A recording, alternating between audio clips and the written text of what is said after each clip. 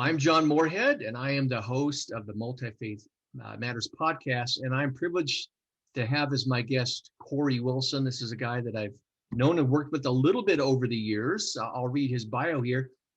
Cory V. Willson is Jake and Betsy Tuls. Am I pronouncing that correctly? Tuls? Yeah. Associate Professor of Missiology and Missional Ministry, and directs the Institute for Global Church Planting and Renewal at Calvin Theological Seminary in Grand Rapids, Michigan.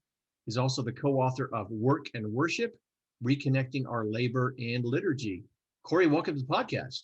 Yeah, thank you, John. It's wonderful to have this time with you. I look forward to the conversation. Well, I've had the privilege of working with you in a couple of venues. One was when you were at Fuller.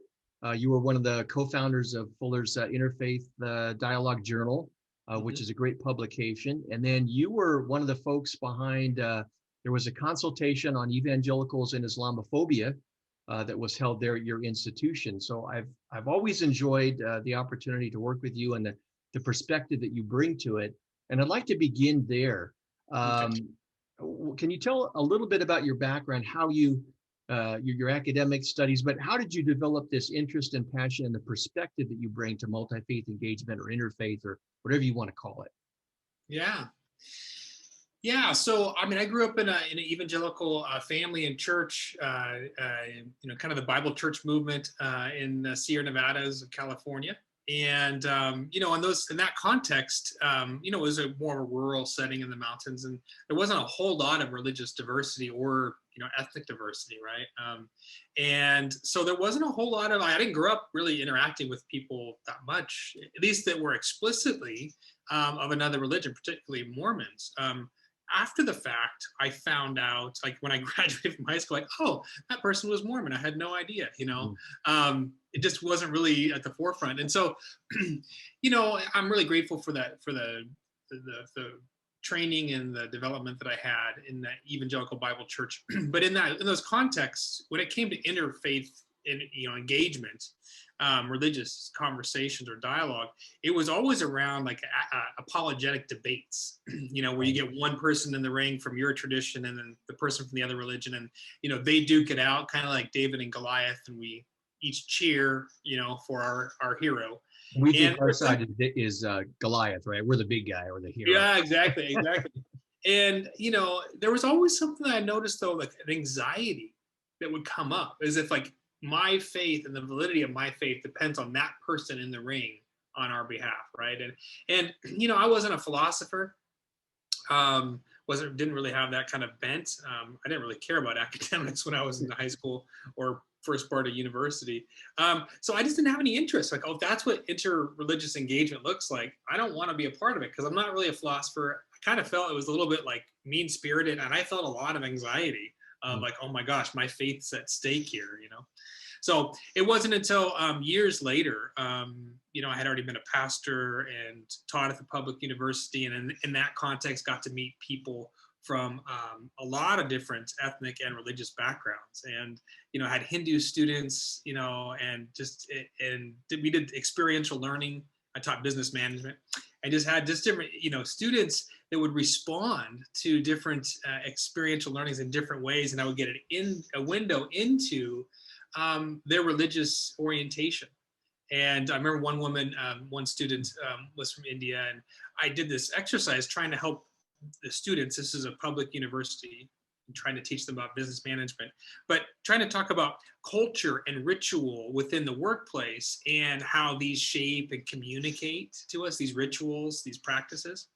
And so I actually washed my students' feet at one point. And I brought a woman and a man. I'd approached them before and say, I'd like to use you as volunteers. I'm not going to tell you what it is until we get there. And if you don't feel comfortable, I understand. And so I'd do that, but then I'd turn the towel over, I'd wash their feet, and everybody else in the class would be in the circle. And then after I washed their feet, I'd say, now, if you feel comfortable, you go and do likewise. And so, and then that sometimes in some classes it would go, and I'd actually have to cut it off because so many people would it kept passing on. These two would wash another two, and it kept getting passed forward. Other times it would just kind of fall dead, people didn't want to do it. But I remember one student, she was from India, a foreign exchange student. And she said, and reflecting on this as a class afterwards, she said, I didn't in my tradition, she said, in my religious tradition, we would wash maybe a holy man's feet, and then we would drink the water as kind of an atonement for our sins. And so I don't feel worthy to have someone else wash my feet. So I didn't participate in this. And that was, coming at it from, I was in a different institution. I wasn't coming as a pastor, I was coming as a professor. And so my context wasn't there to really probe too deeply into her religious orientation, but being in that position of just being a genuine interest, inquisitor into people's lives, and what do they bring into the business, the workplace, it was really fascinating to me. And so it wasn't until years later, I was in seminary, fast forward, 10 years almost, and I got to know Rich Mao and work with Rich Mao from Fuller Seminary, and he brought me in to Interreligious Dialogue.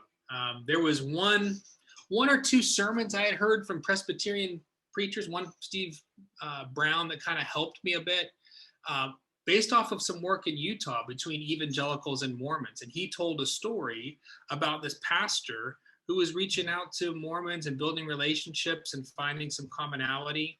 And this was a story from Christianity Today. And Steve Brown was telling the story, and he said that pastor caught a lot of flack from his church members.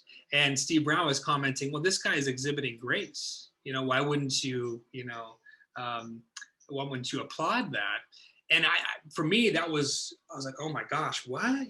But Steve Brown, who I trusted, said this, right? So I was in this kind of tension, like, okay, yeah, I do believe in grace. Well, why, Steve Brown is saying we should exhibit that towards our interactions with Mormons.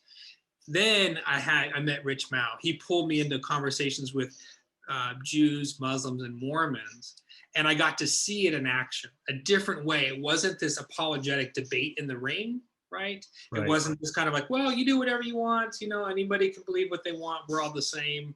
It was, I got to see firsthand how you could have convictions and also be civil. You can be committed to your tradition, but also take a genuine interest to learn from and learn with people of other religions. And so what I got to see with Rich Mao and his counterpart, Robert Millett from BYU, was a different way. Both men took their faith very seriously, but I didn't have that anxiety. Oh my gosh, we're going to fight and who's going to win. And, like a wrestling match, pinning each other to a ground. It wasn't that, but the cool thing was I got to see a much deeper how the religious experience and the community of the Mormon community. I got to see it at a much deeper level than I would have had if I took the apologetic kind of debate at a distance. They would never open up and let me in to see their heart, to weep with me, to share their joys, to talk about their families. So that was kind of a little bit of the evolution, is that I basically got pulled into these prior experiences, and then I got to see the fruits of this. Like, oh, this is humanizing. I like who I am. I'm learning about myself and God through this, but I'm also more committed to Scripture and to Jesus than I was before I engaged in this dialogue. So, yeah, there's a little bit of my background and journey to this point. Yeah, I appreciate hearing that story. I don't think I knew much about that prior. But yeah, it's always interesting to hear people's journeys and how they come to it. Now, we're going to be talking in this podcast about your contribution in the book, Talking Doctrine, Mormons and Evangelicals in Conversation. How did you get involved in that? Did they approach you and say, hey, would you contribute a chapter? Were you aware of it? Was it part of the ethos of Fuller? What's the story there? So there's been, all the way back in 2001, Ravi Zacharias, and was the first evangelical to speak at the Mormon Tabernacle since Dwight L. Moody. So it's been 100 years. And Rich Mao, he opened up and introduced Ravi Zacharias. And it was this evangelical Latter-day Saint kind of commonality meeting there, right? In this space. And they brought in Ravi, and then they had some other church leaders speak. And it just was providing a different way to interact. And that's the the event where Rich Mouse opened up by saying, we owe you Latter-day Saints an apology. For too often, we've told you what you believe without ever bothering to ask you. And in that way, we've borne false witness. We've broken the ninth commandment and bore false witness against our neighbors. And we owe you an apology for that. Although the differences between us are very real and important, we should not have done that. So after that, what happened is it launched this Mormon Evangelical Dialogue with Rich Mao and Robert Millett as the two leaders from each community, bringing together scholars. Sometimes it's as small as 12, at times it's been as big as 30, twice a year since 2001, 2002. Greg Johnson was one of and Craig Blomberg were the two that really got this launched. Standing together, Greg Johnson, he's a pastor there in Utah, got that launched. But there's been this scholarly dialogue for twice a year since 2001, 2002. I joined in 2008. Okay. And so this is really a growing out of my own theological studies. I was a PhD student when I wrote that article or that chapter. And but what we wanted to do in the book was to provide, like, just give a broader world or audience a little bit more of this third way, right? It's not the kind of progressive liberal, like, water down differences, I'm okay, you're okay. It's not the apologetic kind of fighting. It's a third way of doing this, interreligious engagement. And so that book is kind of giving people a taste of that. There's chapters by Latter-day Saints and by evangelicals kind of paired throughout the book. So was it a natural outgrowth of those conversations? Yes and no. I mean, yes, it was a natural outgrowth of that. It wasn't, I think it was more of, having been engaged in these conversations for so many years, for some people, 2 decades, there's a lot of things that we've learned, a lot of our own research interests spurned on by these conversations. And so each person kind of contributed kind of their piece, their area of research that has been in conversation or come out of the conversations we've had as a group. And so, yeah, there's different, chapters covering different topics, that are of interest to each author. Now, somehow this book had escaped my radar. Normally, I'm pretty good at keeping on top of what's out there, but you and I had a prior conversation as a result of you coming across my latest book, A Charitable Orthopathy, on the importance of the emotional component for evangelicals and relating to people in other religions. And you happened to mention in follow-up this book, Talking Doctrine. And so I went ahead and picked up a copy, and I was blown away because it is doing something different in Mormon evangelical dialogue. In my opinion, I think many times Mormons have come more towards us than we have towards them in terms of dialogue topics. Mm-hmm. We tend to look at certain doctrines where we have disagreements. And as you know, that's not how Mormons tend to be wired. They don't have this doctrinal emphasis. So I was pleased to see new ground covered. There's much more that we can do. Your chapter is titled Temple Garments, a Case Study in the Lived Religion of Mormons. I love that. I want to unpack that chapter. Can you talk about this for those who don't work in religious studies and this type of thing? What is a lived religion perspective, and how does it differ from other ways in which one might approach religion? Yeah. So there's, there's different categories to name these realities, but fundamentally it's, one of the classic ways of studying religion, this would have grown out of the 19th century kind of scholastic, academic milieu, would have been more as an outsider, this kind of, I'm a disinterested, neutral, objective observer of this other religion. And I will pick up, the Quran, or I'll pick up the Book of Mormon, or I'll pick up, the Talmud, and I'll read this and I'll, kind of draw out what I see from this text. And so that's more of a formal academic religious study in the older traditional sense. And, there's some value in that, but what you miss often in that is, well, how do people who hold this book as sacred interpret it, right? And that's very different than maybe my own hermeneutical lenses. And so, in academia, we've loosened up quite a bit. We broadened on that. And so, this is, you begin to see the insider's, perspective is really important.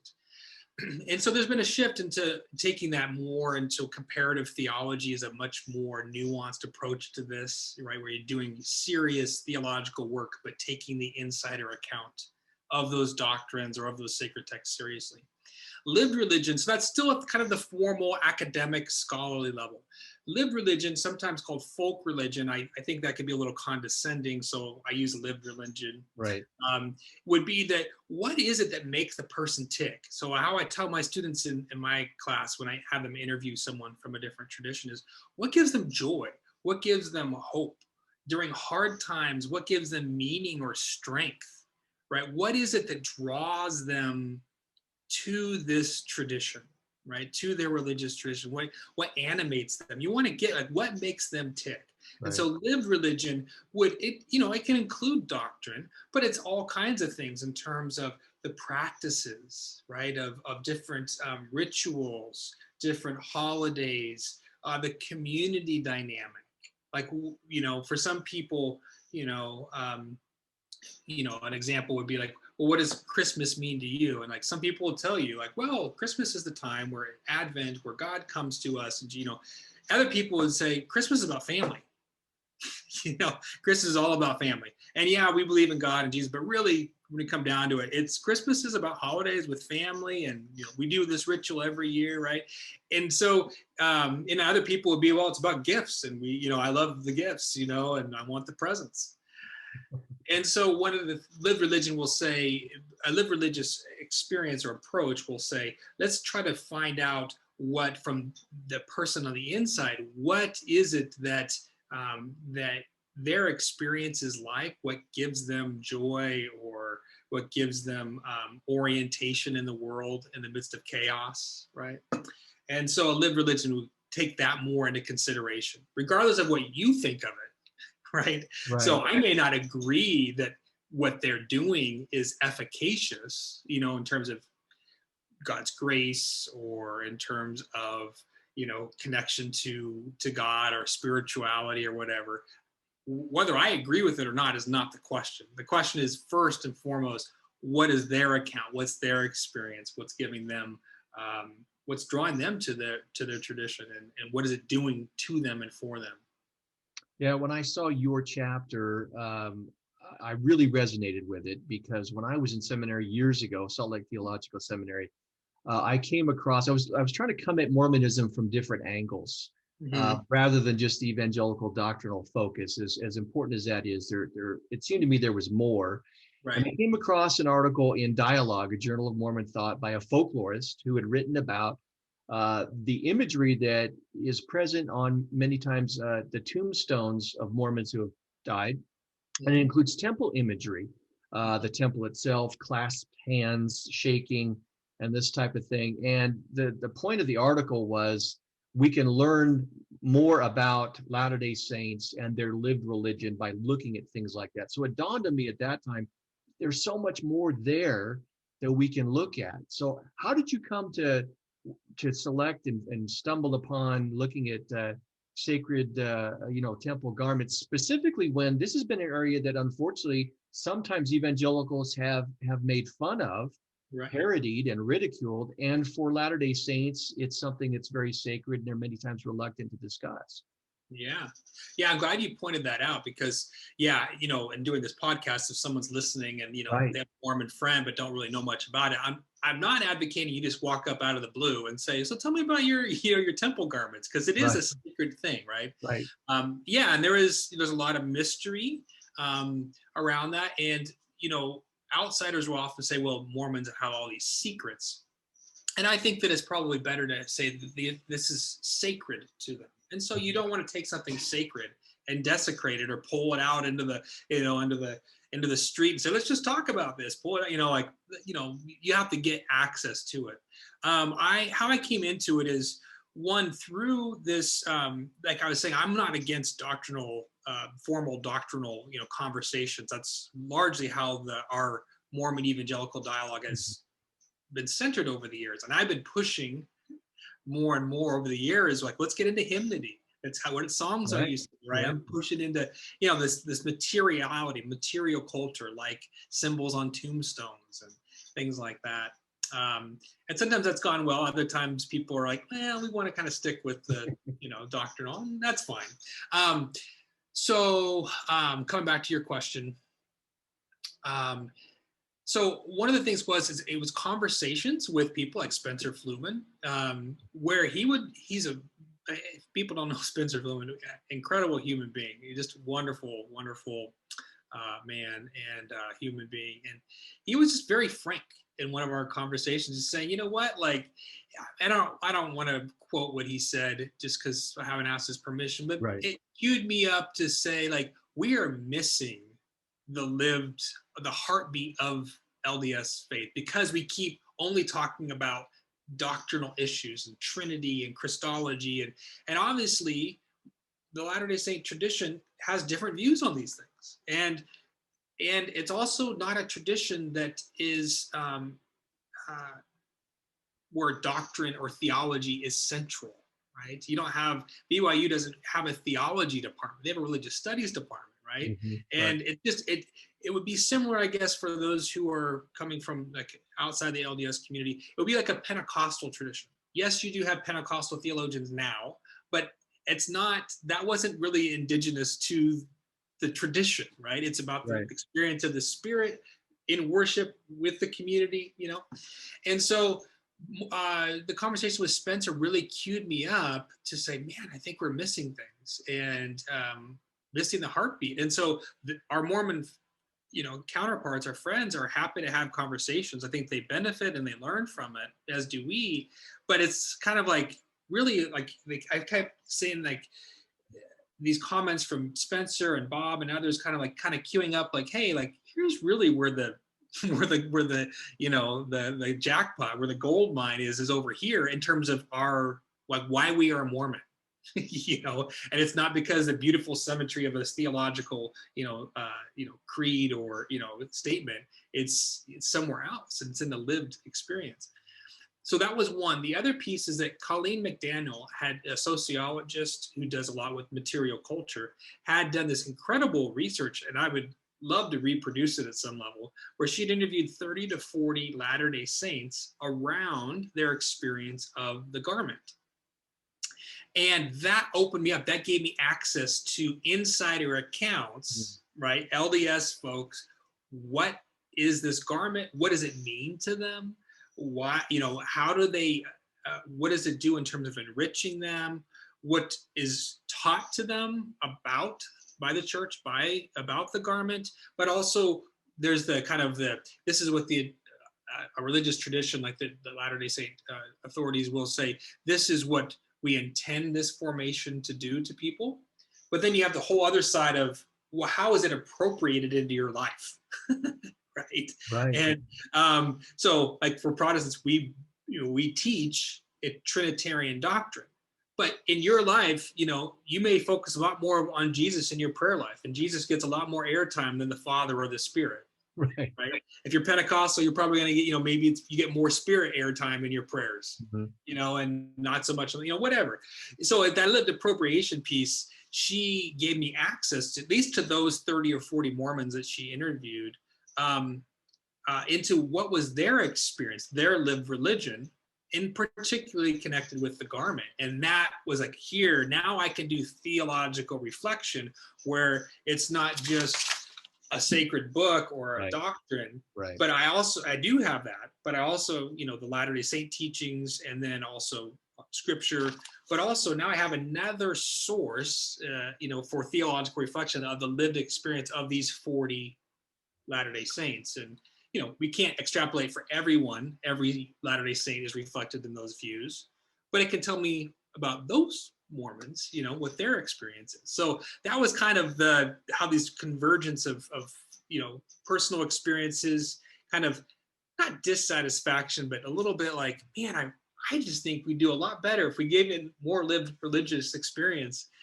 more inquiry into that. And I think we can go further in really understanding our brothers and sisters from the Latter-day Saint community. And when I did before I wrote the chapter, I'd done the research. I did a 20-minute presentation to our Mormon friends when we gathered. They talked, I'm not kidding you, 45 minutes, maybe an hour amongst themselves with us present in light of what I said. And they were like, we never talk about this. Wow. And so I learned so much from that conversation. They encouraged me, like, they came alive. I'm like, wow, we need to, I'm like looking around like the other evangelicals in the room, like, see, this is what I'm trying to say. Like, right. there's some good stuff here.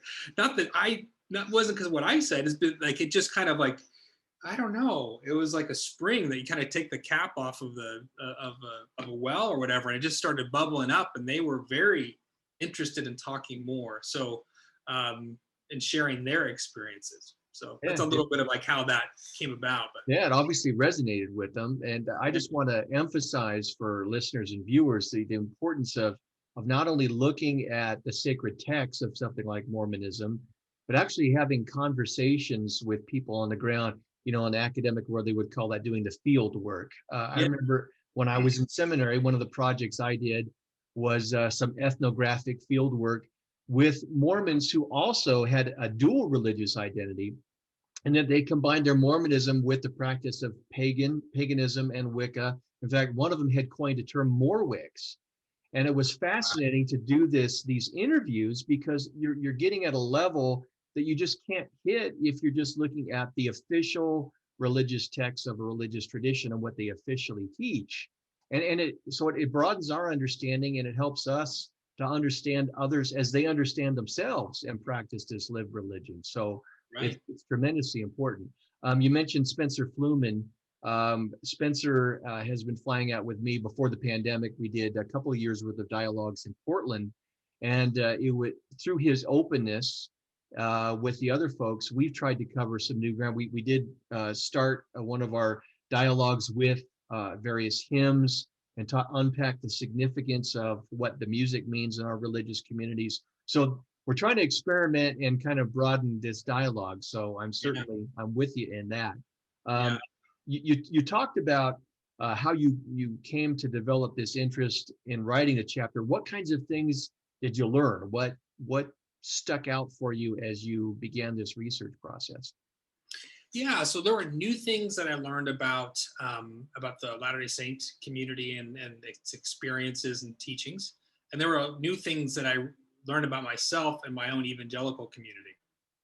And so those things around what I learned about the Latter-day Saint community, one is really the centrality of the temple. And the temple is the late Gordon B. Hinckley would said, is that the temple represent the utmost in our theology. And there's something about the temple that is, that is central. You can't really understand, at least mainstream Mormonism, without the temple. And so in terms of that being the place where literally the veil between heaven and earth is found. And so that is a very sacred place. That's why they don't just open it up to anybody. Although somebody put a hidden camera, you can watch on YouTube. Someone posted a video of like, which makes me, it's just very dishonoring. But anyway, it's very sacred to them. This is a place where, where God is for them is especially present and experienced. The other thing that is really interesting is that when you learn about what happens in the temple that is made known to us outsiders, is that really what you have is that the temple, like, let's just take the practice of baptisms for the dead, or baptism by proxy. What happens is you come into the temple and as a Latter-day Saint, and from my understanding, that you take the name on of someone else who is deceased, and you will be baptized on their behalf, right? And the reason why that is that for Latter-day Saints, you can, after this mortal life, after you've died, your mortal existence has ended, you can receive more of the fullness of the gospel in that next life, right? And so by Latter-day Saints now, engaging in this baptism for the dead, they are making it possible for these people who have died to to receive more of the fullness of the gospel, but it has to be married to or present with an actual physical baptism with a body. So you're making that possible. So you aren't saving them, but you are participating in God's work through what the Latter-day Saints would say, through the atoning work of Jesus. You participate in that. You don't save them, Jesus does, but you can play a role in that. And so what I began to understand was like, oh my goodness, when you come into the temple, when Latter-day Saints come into the temple, it's not just learning new things, not just a personal devotional time, although there is room for that. You are active participants in worship of God in this redemptive drama.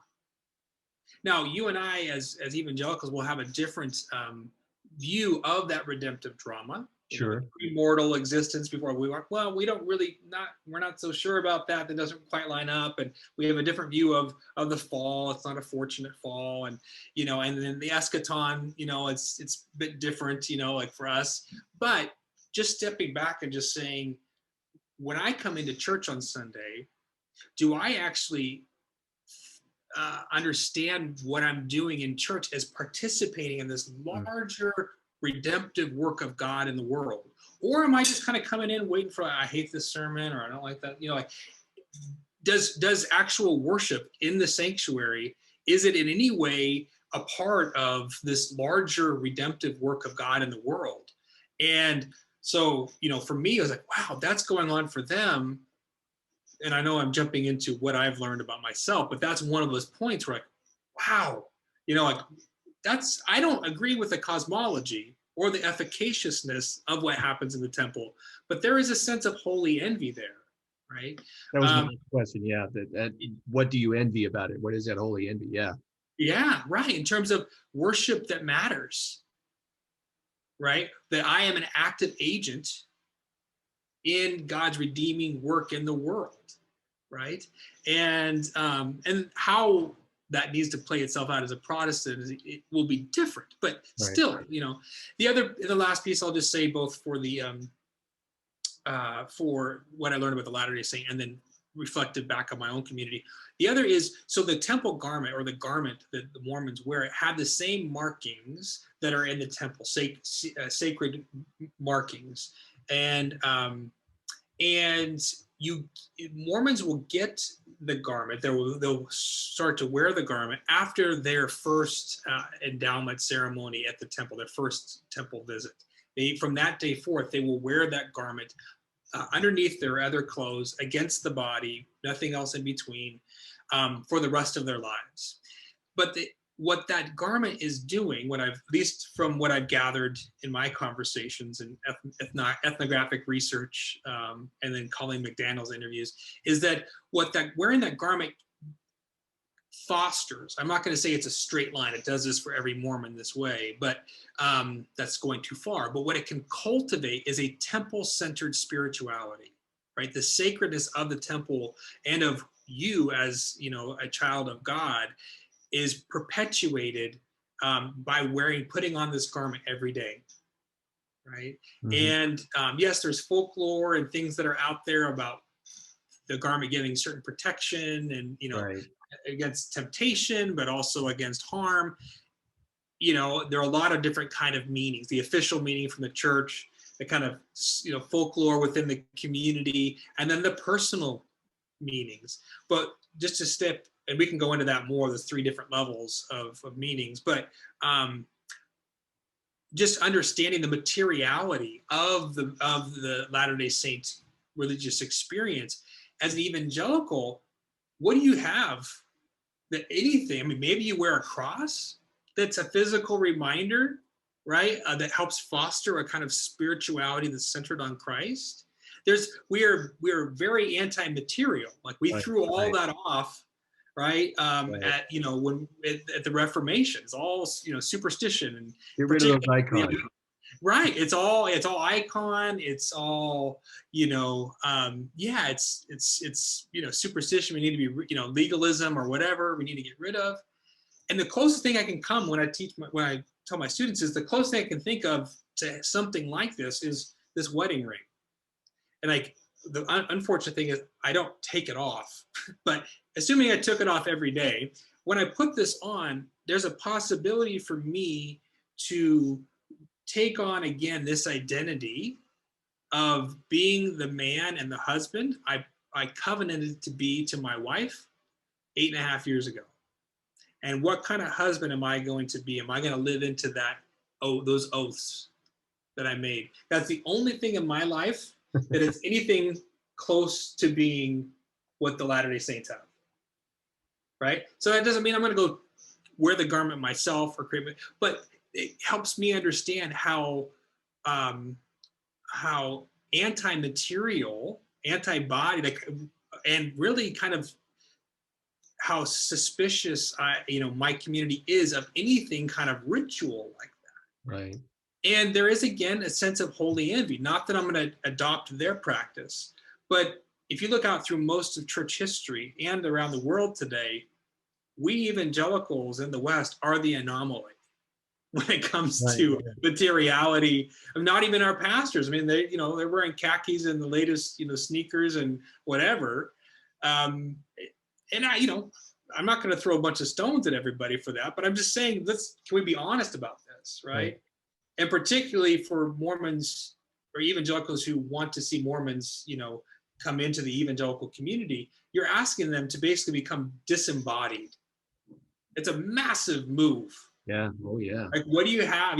One of my friends who's a Muslim, who was a Muslim and converted to Christianity, he said that he didn't have the 5 prayers a day. He didn't have the structure anymore. So he was going to every single prayer service, Bible study he could, because there was structure that he lost when he converted to evangelicalism. There wasn't that kind of structure to help foster spirituality in a Christian way that was there for him. And so it's gotten me thinking a lot more, both in terms of what I learned about Latter-day Saints, but also about being just a little bit more self-reflective around my own community and our approach to spirituality. How do we foster a spirituality? And what role does ritual, body, our body's materiality play in that?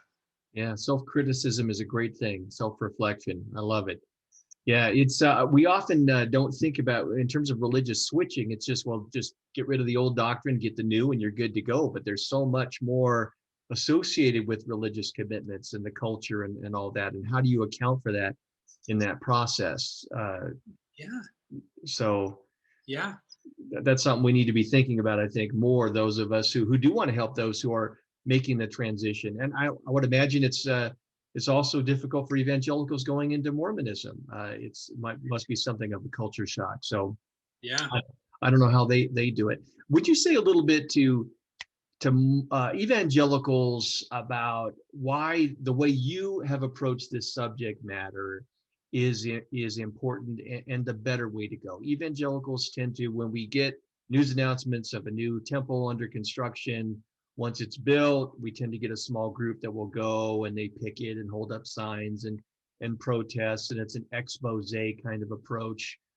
Years ago, I was a guest speaker at Golden Gate Baptist Theological Seminary, and I don't even know if it's still there anymore, Northern California in the Bay Area, and I was appalled in looking at some of the visitor display tables. Somebody had Mormon temple garments up on a hanger, like an expose, look at what they wear. And I addressed it publicly when I got up at the pulpit, said it was just inappropriate for us to be doing that to our religious neighbors. There are better ways to approach it. What would you say to evangelicals about, we don't have to agree with what others hold sacred. You've already, spoken to that. We can disagree with it, but to respect what they hold sacred, even through that disagreement. Why is this kind of approach a better, maybe even a more Christian way to do things? Yeah. So I think one of the things you need to we just need to name, and that is the approach to evangelism, particularly towards new religious movements. And you know way more about this, John, than I do, but particularly Mormons, those who are closest to us, right? Mormonism is our Latter-day Saint, Church of Latter-day Saints of Jesus Christ. grew out of traditional Christianity. And so from its inception, there's been a lot of fear and really suspicion and hostility from mainstream Protestants against Latter-day Saints. So why is this important? I think we need to name that and say that what we've inherited from Walter Martin and others, and David Hunt and others, is actually, it's unhelpful, and at times, at least, I won't say with them, but at least those who make use of those resources from David Hunt and Walter Martin, is not Christ-like.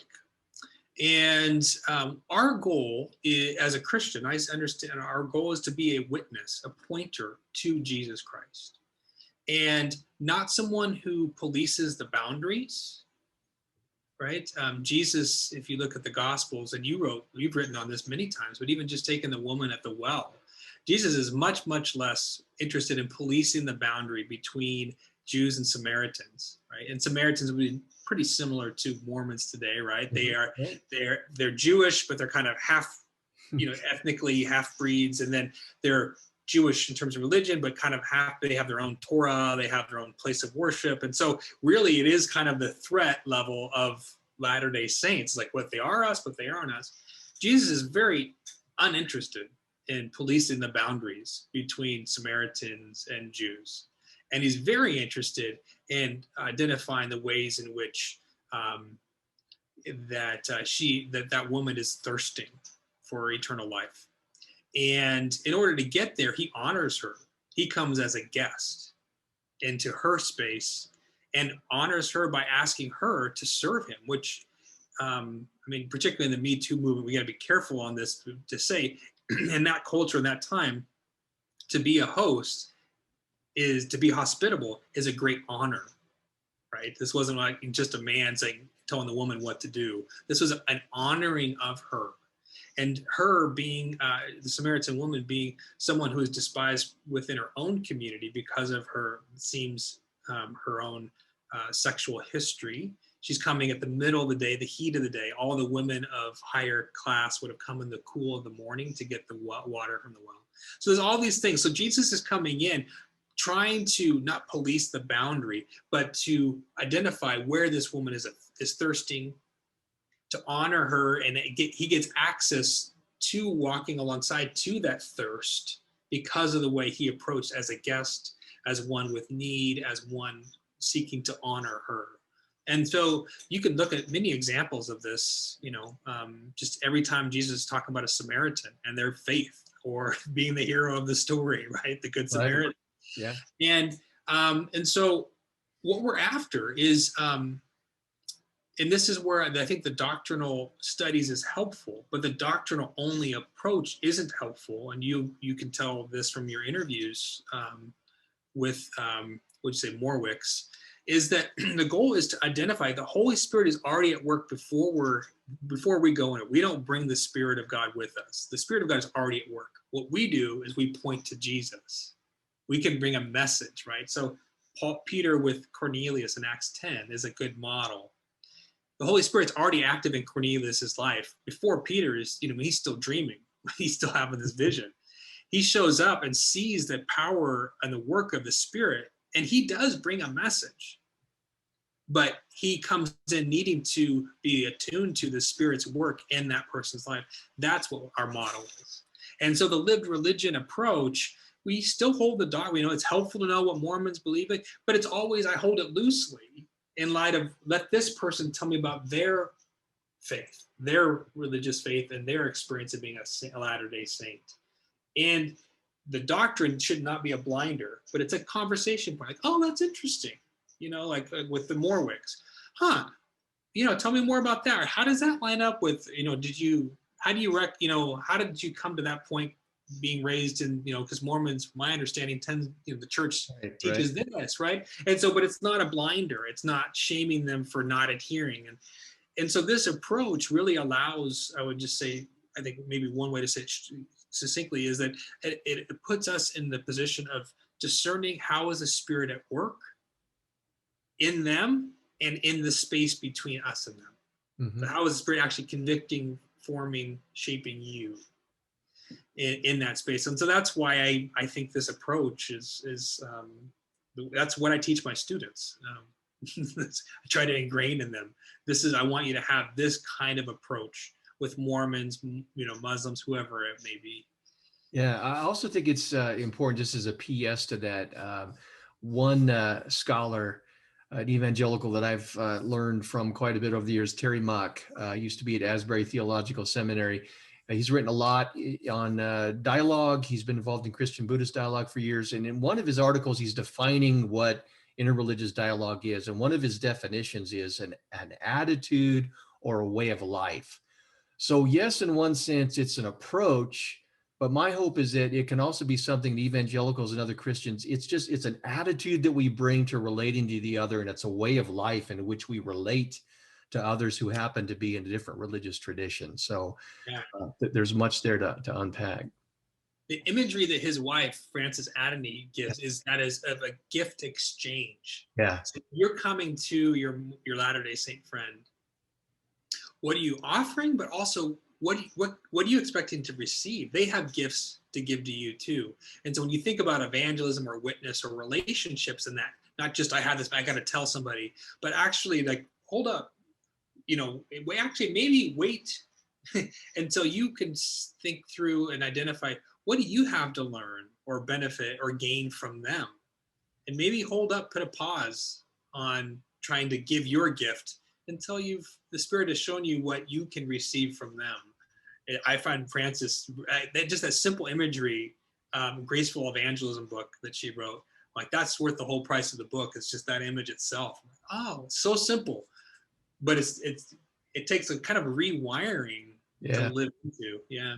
And it's not much of a gift if you have to force the gift on people, if they don't actually want to embrace it and open it up. So many times I think we're forcing things on others. But one other question related to your chapter in the book, as a result of your study in lived religion and looking at this Mormonism through a different lens, whether or not the academic dialogues incorporate this in whatever venues in which this evangelical Mormon dialogue takes place, what would you like to see about other lenses and topics and frameworks that we bring to this, where we can have additional conversations and come to understand each other in different ways beyond what we've done in the past?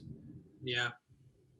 Well, one of them, I mean, I'm not just trying to, stroke your ego here, but I mean, the generous orthopathy, right? And what I found, that whole area is just very, very important, because as I've been teaching students, here at Calvin and before that over at Fuller, so it's been probably 8-9 years I've been working on this, teaching other students.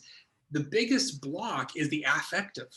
It's the emotions. It's the fear of contamination or compromise. It's that anxiety that I spoke about earlier, watching these apologetic people, the affective, right? The emotions has so much to do with, I would actually say that's the most important part of what I try to teach. I can put on their shelves the books that they need to have when they need to go, and Muck and Netland wrote a great book on the religious handbook of religion up there with Muck, Netland, and McDermott. It's great, and that'll give you all the facts and history and all that in there, and it's written by practitioners of the different religions and evangelicals. But really, it's the affective side that is so underplayed, and it's so vital. And I kind of came to that realizing, and I love my students, but just thinking through, at first when we taught, I'm realizing man, this person got an A in my class, but it was more on the cerebral cognitive side. And I realized I got to change this, because I don't think that person would actually be the most effective or gracious with a person of another religion. So then I tried to think through what are some other ways. And one of those areas is this, the emotions, and how do we allow the light of the gospel to shine on our biases, our fears, our our anxieties, right? All that stuff, that is what shapes, and so I would love to see more work, done in that area. And then the other thing would be finding ways, of how do we empower local churches to cultivate or take on practices, like actual practices that foster orthopathy, like a generous orthopathy, not just talking about it, but what are practices that help us live into those virtues, right? So Sarah Shady and Marian Larson wrote a book, Bubble to Bridge, and there are two terms that I really love from them is receptive humility and reflective commitment. And I hang my course on that. Like I'm trying to help students cultivate the capacity for receptive humility and reflective commitment. And that is humble, but to receive, to learn from the person we're interacting with about them, but also about our own faith, our own, like, wow, why do I hold this kind of Christology, or the Trinity, or why don't I have more materiality in my religion, right? Reflective commitment is the other part of that is I still hold on to Jesus and the gospel and scripture even more tightly than I did before. It's more vital to me. So it's both of those. So practices for local congregations, because you know this, John, like I talk to pastors, even very, solidly theologically reformed pastors, and this whole area of interfaith or interreligious engagement, multi-faith engagement is not at all on their radar in terms of importance of discipleship.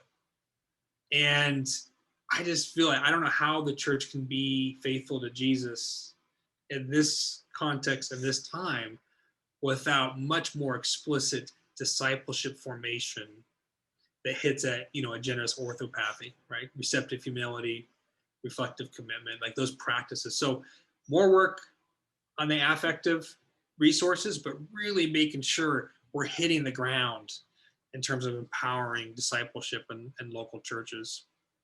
Well, good advice, and I'll continue my work in partnership with folks like you to hopefully see that done more. We've been talking about the great book, Talking Doctrine. There'll be a link in the program notes, but I also want to give you a moment here as we close to tell folks about your new book, Work and Worship, that you co-authored with Matthew Koenig. Yeah. So switching gears a little bit, I know where you and I are both a bit eclectic in our desires. There is a lot of overlap, and that is the issue of growing out of Matt and I both growing up in churches that we loved, but really did not have much to say in terms of the lived realities of even our parents. Right? My dad was an auto shop teacher. His dad was a contractor. His mom was a nurse. My mom was a secretary. And really what you see over and over again every year was, we have Missions Sunday. We put up the map of the world, and we put a pin where the missionaries we're serving throughout the world that our church is supporting on that. And we bring in a missionary on furlough to preach. And the sermon was on Matthew 28. And it really helped cultivate and keep alive this commitment to, serve, to overseas mission and the mission of God. But the problem was, as I got older, realizing, what about my dad, my mom, Matt's dad, my co-author, his mom, do they have a place in God's mission in the world? Or is it only for those elite missionaries and maybe for the pastors, and everyone else just makes money to serve these kingdom causes? And so there's a lot in there, but really what we're trying to get at is, yes, we provide the theology. There's already been a lot written on the faith and work movement to kind of get rid of the dichotomy of saying missionaries and pastors are the ones who are involved in God's mission, and that's what real worship is, and everyone else, it's not really worship, and it's not really part of God's mission. We do the theology, but what's missing, again, in having done the ethnography with workers from a bunch of different, vocations, what's missing is practices within the church. So particularly our gathering practices. And what I found in interviewing probably 80 workers about their experiences of work and worship was that that those Christians who had active practices of bringing out of their work week the joys, the sorrows, the laments, the petitions from their work into the sanctuary, they were the ones that had the most deeply integrated spirituality. So, for example, Jamie Smith, a wonderful philosopher, he says that if all of life is to be worship, the sanctuary is where we learn how. So that is that what we do on Sunday when we gather for worship forms us to live out a week of worship, a different way of living in the world based on God's economy, not the economy of grasping, but the economy of abundance, of God's generosity. What I actually found from doing the ethnography, though, is while I agree with the formation that can take place, that does take place of the sanctuary, the most vital piece from talking to these and doing the ethnography work, these workers, was, if I would say it this way, if the sanctuary is to be formative, workers must bring their work into the sanctuary. So one quick example, a woman speech therapist works at a local hospital working with stroke victims, and she has really stressful work. And I asked her, what gives you strength or joy or, to do your work? It's very hard work. And without missing a beat, she said, the benediction. And I said, what are you talking about? And she said, well, I always have my clients in mind, my patients in mind. And when their face comes to mind, I just say a prayer and, say, God, heal them, but also give me wisdom on what kind of treatment plan they need. And she said, when I hear the benediction, I hear God say, go out and serve them on my behalf. So here's something intuitively. No one taught her to do that. She's bringing the hardships and the petitions and the longings out of her work week into the sanctuary, and that shapes how she hears the sermon, how she sings the songs, how she responds to God with lament or confession or petition, and is empowered to then go live life, right, in a way that is reflective of God's plan. So our book is really trying to cultivate practices like Jessica, the speech therapist, so that we are actively cultivating an understanding of we are a priesthood of all believers, and our workplace is our parish. And so we actively, our work as a priest is not just to represent God to people there, but to also bring all those experiences into the worship as a priest and lift them up to God.